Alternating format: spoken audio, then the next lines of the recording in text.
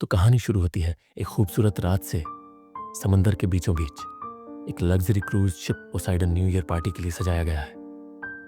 हर तरफ रोशनी, म्यूजिक, हंसी और खुशी का माहौल है।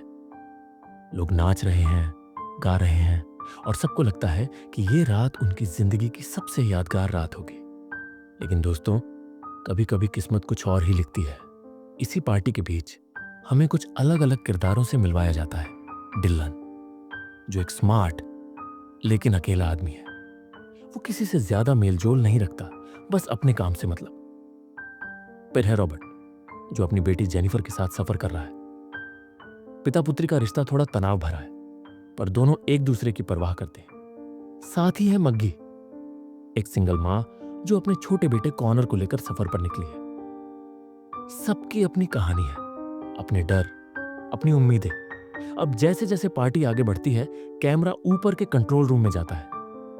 कप्तान अपने डेक से समुद्र की लहरों पर नजर रख रहा है। सब कुछ नॉर्मल लग रहा है, लेकिन तभी उसके एक ऑफिसर को रडार पर कुछ अजीब दिखता है। एक बहुत बड़ी लहर जो सीधा उनकी तरफ बढ़ रही है। कप्तान तुरंत अलर्ट करता है, पर तब तक बहुत देर हो चुकी होती है। वो लहर कोई मामूली वेव नहीं थी दोस्तों, वो एक रोग वेव थी। एक 100 फीट ऊंची, विशालकाय, अनकंट्रोल्ड। और अगले ही पल वो लहर पोसाइडन से टकराती है, पूरे जहाज को हवा में उठा देती है और फिर उल्टा पटक देती है। चारों तरफ चिल्लाहट, धुआं, पानी और डर। जहाज अब उल्टा हो चुका है। जो ऊपर था वो नीचे है। लोग उलटे फर्शों से लटक रहे हैं। पानी अंदर घुस रहा है। कुछ ही मिनटों में खुशी का माहौल डरावनी चीखों में बदल जाता है। अब कहानी शुरू होती है, असली जद्दोजहद की, जिंदा रहने की। डिलन जल्दी समझ जाता है कि अगर वो नीचे, यानी अब ऊपर नहीं चढ़े तो सब मर जाएंगे। वो कुछ लोगों को इकट्ठा करता है। रॉबर्ट, उसकी बेटी मग्गी, उसका बेटा और कुछ और बचे हुए लोग। बाकी सब कप्तान की बात मानकर उसी जगह रुकने का फैसला करते हैं। पर डिलन कहता है, अगर हम इंतजार करेंगे तो जहाज के साथ नीचे चले जाएंगे। और फिर शुरू होता है सर्वाइवल मिशन। ये ग्रुप अलग अलग हिस्सों से होकर ऊपर जाने की कोशिश करता है। हर रास्ते में मौत छिपी है। कभी आग, कभी टूटती हुई दीवारें, कभी बिजली के तार और कभी बढ़ता हुआ पानी। एक सीन में उन्हें एक वेंटिलेशन शाफ्ट से जाना पड़ता है, जहां रास्ता इतना तंग है कि सांस लेना भी मुश्किल हो जाता है। हर कोई डर में है, पर फिर भी बढ़ता जा रहा है, क्योंकि पीछे सिर्फ पानी है और मौत। फिर आता है एक सीन जो बहुत इमोशनल है। रॉबर्ट का किरदार अपनी बेटी को बचाने के लिए खुद को बलिदान कर देता है। वो रास्ता खोलने के लिए जाता है जहां गर्म भाप और आग का बहाव है। उसकी चीख और उसके बलिदान का असर सब पर गहरा पड़ता है।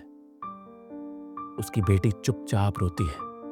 उसे समझ नहीं आता कि अभी खुश हो कि वो बच गई, या टूट जाए क्योंकि पिता नहीं रहे।